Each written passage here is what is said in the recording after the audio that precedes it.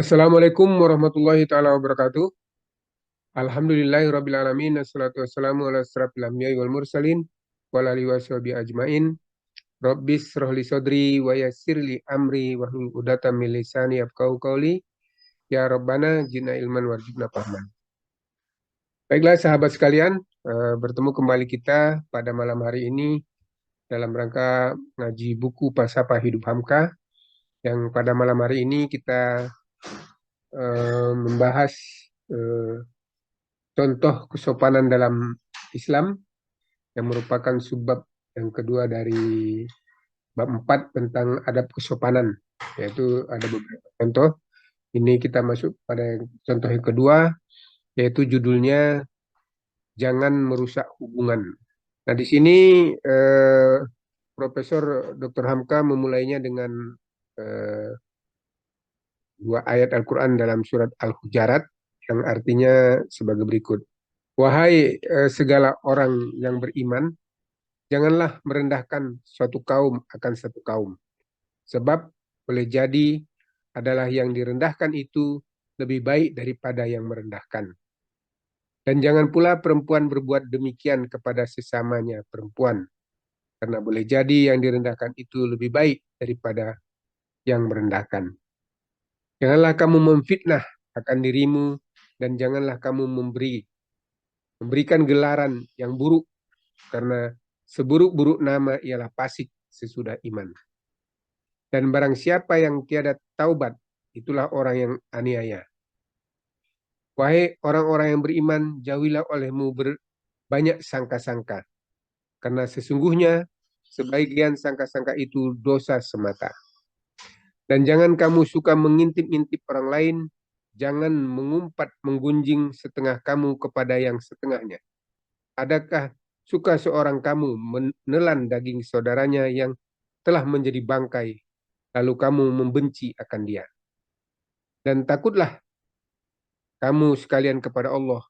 Sesungguhnya Allah itu adalah Tuhan yang menerima taubat dan memberi ampun. Ayat yang dibacakan. Dan Profesor Dr. Hamka mengemukakan bahwa ayat-ayat ini besar sekali kepentingannya berhubungan dengan kesopanan dalam bermasyarakat. Karena keadaan yang dilarang dalam ayat ini adalah perkara-perkara yang selalu merusak masyarakat. Di mana di sini Profesor Dr. Hamka membaginya kepada 6 bagian. Ya, ini akan kita bahas satu persatu. Yang pertama, katanya dilarang satu kaum mencela kaum yang lain, atau golongan perempuan mencela perempuan yang lain. Sebab boleh jadi orang yang dicela lebih banyak kebajikan daripada orang yang mencela. Banyak sekali kedapatan suatu golongan mencela golongan lain, melupakan kebaikannya dan membangkit-bangkit kesalahannya. Pokok pangkalnya hanyalah dari kebencian dan hasad dengki belaka. Segala kebaikan yang ada pada musuh kita lupakan, tapi suatu kesalahan kita besar-besarkan. Sehingga benci membutakan mata, menghilangkan keadilan. Akan orang yang dibenci itu atau dicela itu tidak ada kebaikan sedikit. Perangai yang demikian buyan saja dikerjakan oleh seorang laki-laki. Orang perempuan kadang-kadang lebih lagi. Kata Tuhan, boleh jadi pada orang yang dicela itu lebih banyak atau lebih baik nasibnya. Lebih banyak jasanya dari si pencela. Hal ini banyak kejadian di dalam pergaulan kita. Misalnya kita datang kepada sebuah negeri yang orangnya bermusuh-musuhan di antara satu golongan dengan golongan yang lain. Golongan yang lebih dahulu bertemu dengan kita tentu akan membuka segala keburukan dan kebusukan yang ada pada lawannya. Sekali-kali janganlah lekas menerima segala macam propaganda dan hasungan yang dimasukkan sebelum kita dengar pula keterangan dari pihak yang kedua. Karena sudah tabiat manusia, dia hanya ingat salah orang lain dan lupa salahnya sendiri. Yang tahu akan kesalahannya ialah musuhnya, dan yang tahu akan kebaikannya ialah kawannya. Boleh jadi apa yang dikatakan golongan yang pertama banyak juga yang benar. Tetapi ingatlah bahwa golongan yang pertama ini ada pula salahnya. Yang tahu akan kesalahan itu ialah golongan yang dicela dan yang dihasungkannya tadi. Jadi kita tidak dibolehkan. Jadi sudah sewajarnya bahwa kesalahan-kesalahan itu akan banyak disampaikan oleh musuh-musuh. Musuh-musuh satu golongan itu. Kebaikannya itu biasanya oleh kawannya. Makanya ada sebagian orang berpendapat bahwa bila ingin tahu suatu kebaikan seseorang, jangan tanya sama sahabatnya, tanyalah kepada musuhnya. Bila dia bisa memberikan satu kebaikan saja, itu adalah asli kebaikan. Karena dia musuhnya. Karena biasanya kita akan mendapat informasi dari musuh itu segala yang berjelek saja. Dan dari kawannya tentu yang baik. Dia tidak mungkin menyampaikan yang jelek. Jadi kalau ingin, jadi katanya ini bukan pendapat Hamka. Jadi pendapat ada pendapat mengatakan bila ingin tahu kebaikan seseorang, buat tanya kepada musuh. Kalau ingin tahu tentang kejelekannya, tanya sama kawannya. Kalau kawannya itu mengatakan ini kejelekannya, itulah betul-betul satu kejelekannya. Bukan mengada-ada dia. Tapi kalau sama musuhnya ditanya tentang kejelekan, banyak. Sama kawannya ditanya tentang kebaikan, banyak. Ya, yang pertama. Nah, kemudian yang kedua, jangan kamu memfitnah dirimu. Di ayat yang lain tersebut neraka wailun bagi barang siapa yang suka menghasung-hasung dan memfitnah, menghina, merendahkan orang. Di dalam ayat ini dikatakannya diri kamu, mengapa tidak dikatakannya janganlah kamu menghinakan kawanmu atau orang lain. Inilah rahasia kehalusan Quran. Jadi dia katakan diri kamu. Firman ayat ini sudah terang. Pertama, diri orang lain adalah dirimu juga.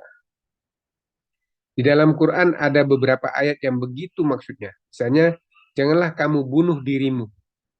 Artinya, bukan membunuh diri sendiri saja, tetapi membunuh orang lain pun. Karena hidup yang bahagia itu ialah hidup bersama, bukan hidup sendiri. Diri kita tidak berarti kalau tidak ada diri lain. Jadi tidak ada artinya kita kalau tidak ada orang lain. Dan orang yang menghinakan orang lain berarti menghinakan dirinya sendiri.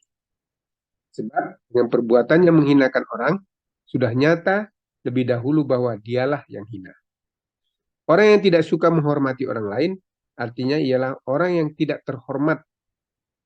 Orang yang dihinakan belum tentu entah hina, entah tidak. Tetapi menghinakannya sudah menjadi bukti atas kehinaan si penghina. Sudah nyata maksud larangan ayat ini, janganlah kamu menghinakan dirimu, meskipun yang kamu hinakan itu orang lain. Yang kena ialah dirimu sendiri. Itu kehalusan Al-Quran. Jadi dikatakan jangan memfitnah dirimu. Memfitnah dirimu itu maksudnya jangan memfitnah orang lain. Karena kalau kamu memfitnah orang lain, sama dengan memfitnah dirimu. Kalau kamu menghinakan orang lain, sama dengan menghinakan. Karena kita tidak berarti apa-apa kalau tidak ada orang lain. Ya. Nah, kemudian yang ketiga, jangan memilih gelar-gelar yang buruk. Nah, ini pun hampir sama dengan yang di atas tadi, yaitu memberikan gelar orang karena rupanya yang jelek. Misalnya, seorang yang besar hidungnya, kita gelar Pak Bangau. Orang yang besar matanya, kita katakan Wan Lola. Orang yang tidak ramping pinggangnya, kita katakan Siti Peti. Dan lain-lain semuanya sangatlah tidak layak menurut kesopanan. Sebab Allah Ta'ala tidaklah memandang buruk rupa atau cacat badan. Bukan itu yang akan dihitungnya di akhirat. Yang akan dihitung dan ditanya Allah hanyalah amal dan ibadat. Manusia hidup tidaklah akan dipilih masuk ke dalam kontes kecantikan. Di dalam mereka akan menjadi bintang film. Tetapi yang sejahat-jahat gelar atau nama, yang seburuk-buruk kelakuan pada pandangan kesopanan ialah orang yang dahulunya beriman, kemudian menjadi fasik, dan orang-orang yang tiada segera taubat dari kesalahannya. Itulah orang yang diberi gelar fasik. oleh Tuhan sendiri. Jadi di sini kita tidak boleh memberi gelaran yang baik. Panggillah dia, berilah gelar sesuai dengan yang ada padanya. Jangan diberi gelar-gelar yang bukan-bukan untuk menggambarkan dirinya, dan itu buruk dan tidak baik. Gitu ya. Nah, kemudian yang keempat, hendaklah disingkirkan sangka-sangka yang buruk. Karena sangka-sangka buruk kebanyakan hanya mengandung dosa saja, lain tidak. Ini pun perkara yang penting di dalam pergaulan hidup. Kerap kali kita menyangka seorang kawan bermaksud jahat kepada kita. Lalu kita berusaha mencari teman yang sepaham dengan kita di dalam perkara itu. Kita tidak hendak menanyakan hal itu kepadanya berterus terang terlebih dahulu, tetapi dengan tidak insaf, kita pun menjadi renggang kedua belah pihak. Lantaran kerenggangan itu ditimbul beberapa sangka jahat sebagai tambahan daripada sangka yang bermula baik dari pihak dia apalagi dari pihak kita. Maka timbullah bergolong-golongan yang sepaham dengan yang pertama masuklah ke golongan yang kedua. Bertambah hebatlah perselisihan yang asalnya dari semata-mata sangka itu. Kalau ada pula tukang pengambil muka, pengangkut kabar dari sana kemari, yang merasa amat kenyang dan beruntung jika jahat sangka itu bisa terus-menerus di antara kedua belah pihak. Padahal, jika kedua belah pihak itu sama-sama insaf, agaknya kalau mereka bertemu, berembuk, bermufakat, dan ada niatan hendak damai, akan nyatalah bahwa segala yang menjadi pokok kemuskilan itu hanya sangka-sangka belaka dan tidak ada perkara. Nah, ini sering terjadi. Kita berprasangka buruk dengan golongan lain, akan terjadi beberapa golongan yang sesungguhnya kalau kita tanyakan barangkali tidak ada yang bisa sangkakan itu. Maka kita dilarang untuk berprasangka buruk. Singkirkan, jangan banyak sangka. Karena sebagian daripada sangka-sangka itu adalah uh, perbuatan setan dan dosa itu. Lalu yang kelima adalah jahat sangka bertambah hebat kalau ada juru kabar yang mempunyai dua muka. Nah, jadi ini hindari orang yang berdua muka. Yang kemari bagus mulutnya, ke sana manis, yang mencari kabar buruk untuk mendalamkan jurang perpecahan dan peninggikan bukit permusuhan. Sebab itu, pada yang kelima dilarang mengintip-ngintip, mencari-cari kabar, hendak campur dalam urusan orang lain, urusan perusahaan orang, urusan rumah tangga orang.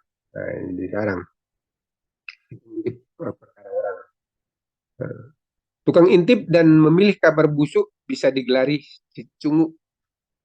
Itu bahasa Jakarta. Anjing perajam, coro, cuma Minangkabau. Kutu busuk, tali barut, itu Malaysia. Dan lain-lain gelaran yang hina. Tukang putuskan silaturahmi di antara manusia. Tapi tak boleh pula kita gelarkan orang seperti itu. Untuk penjelasan, biasanya pemerintah menanam beberapa orang yang pekerjaannya mencari kabar tentang gerak-gerik yang terjadi di dalam negeri, supaya pemerintah dapat mengatur jalan pemerintahan dengan sebaik-baiknya. Pekerjaan ini boleh menjadi suatu pekerjaan yang mulia, kalau bermaksud hendak menolong pemerintah dan menegakkan ketentraman umum, tetapi bisa pula menjadi pekerjaan yang sangat hina, kalau orang itu tidak tahu akan maksud pemerintah. Sehingga penyerahan pemerintah kepadanya supaya dia menolong menjaga keamanan, menjadi dialah yang merusak keamanan. Sampaikannya kepada pemerintah laporan yang palsu, dibuatnya kabar yang bohong, sehingga kecemburuan pemerintah bertambah besar pada rakyat, dan rakyat sendiri pun lantaran cemburu pemerintah yang bersangkutan itu menjadi hilang pula kepercayaannya. Padahal maksud si tukang pencari kabar tadi bukanlah hendak menjaga negeri, tetapi takut kalau pangkatnya dicabut. Sebab dia tidak membawa kabar yang baru. Hal yang seperti ini banyak sekali kejadian. Terutama di zaman pertentangan paham di antara pemerintah dengan rakyat. Ada pula yang mengambil pangkatnya itu buat menggertak si bodoh di kampung-kampung. Sehingga orang takut dan gentar, sehingga menyebut perkara yang benar, yang diizinkan peraturan negeri, mereka pun takut. Sebab yang mendengarkan perkataannya itu bukan wakil pemerintah yang mengerti, tetapi yang sengaja mencari yang buruk atau membuat-buat yang buruk. Menurut keterangan orang yang telah biasa bekerja di dalam urusan ini, misalnya reserse atau intel, yang luas pahamnya, kebanyakan yang amat merusak ialah bila mana reserse yang diberi bersuit oleh pemerintah dan disumpah dengan sah, memakai kaki tangan pula, yaitu orang-orang yang tidak disumpah lebih dahulu ketika akan menjabat pekerjaannya, tetapi menjual kabar kepada reserse yang dapat bersuit tadi, yang akan disampaikan kepada yang menyuruhnya. Perbuatan yang seperti itu sangatlah hina dan rendah.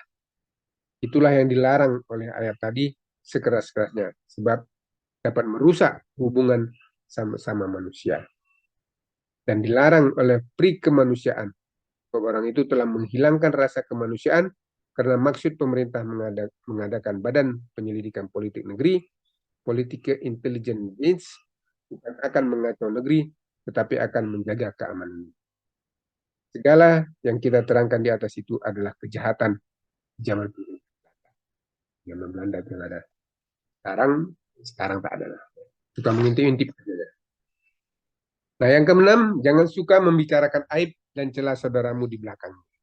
Inilah penyakit masyarakat yang paling hebat. Tidak terlepas daripadanya, baik ahli agama atau ahli politik, baik laki-laki atau perempuan. Sengaja menggali-gali kecelaan lawan. Seakan-akan yang mencela itu malaikat dan yang dicelanya manusia yang tidak boleh. Perbuatan itu namanya mengumpat atau menggunjing.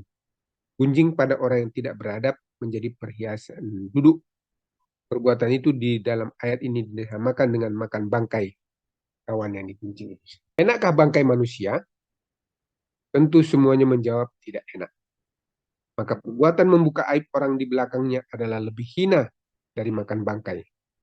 Pekerjaan hanya menghitung kesalahan, bukan menerangkan dan melahirkan kebaikan. Terutama apabila yang digunjingkan itu seorang yang ternama atau berjasa. Senang benar rupanya hati tukang gunjing kalau bertemu kesalahannya. Itulah kabar baik. Yang akan dijadikannya hidangan ke dalam masyarakat umum yang dijadikan bahan pembicaraan. Islam melarang perbuatan itu. Walaupun orang yang dibicarakan itu memang bersalah, sebab tidak ada manusia yang sunyi daripada salah. Allah Ta'ala tidaklah suka menerang-nerangkan kebusukan, seakan-akan membongkar kabar buruk untuk menjemur bangkai di muka khalayak ramai. Meskipun dia salah, boleh jadi kesalahannya diperbuatnya lantaran silap. Boleh jadi dia telah taubat. Mengapa manusia melebihi hukuman Tuhan? Itulah sebabnya maka kalau ada orang yang menuduh orang lain berzina, Tuhan meminta supaya si pembunuh itu mengemukakan 4 orang saksi yang nyata melihat zina itu dilakukan. Kalau dia tidak melihat dengan mata kepalanya sendiri, dilihatnya sebagai memasukkan keris ke sarungnya, maka dakwah dan tuduhan itu wajib ditolak oleh hakim. Meskipun dilaporkannya bahwa dia melihat kelambu bergoyang, laporan itu belum boleh. Karena boleh jadi bergoyang itu karena dia bercanda saja, belum berzina. Demikianlah seterusnya. Kalau tidak cukup alasan yang terang dengan 4 saksi, pendakwa boleh dihukum pukul dengan rotan 80 kali. Siapakah yang berakal budi berempat banyaknya yang sudi menjadi tukang intip kelambu orang? Sampai demikian penjagaan agama di dalam perkara kabar buruk. Walaupun kejadian itu sebenarnya kejadian, itulah yang dinamai gunjing. Itulah yang dilarang keras oleh agama. Kalau yang disiarkan itu kabar bohong, fitnah namanya. Dan itu pun sudah nyata besar bahayanya di dalam masyarakat. Menggunjing, merusakkan budi pekerti tukang gunjing sendiri. Kerjanya tidak akan ada yang lain melainkan itu.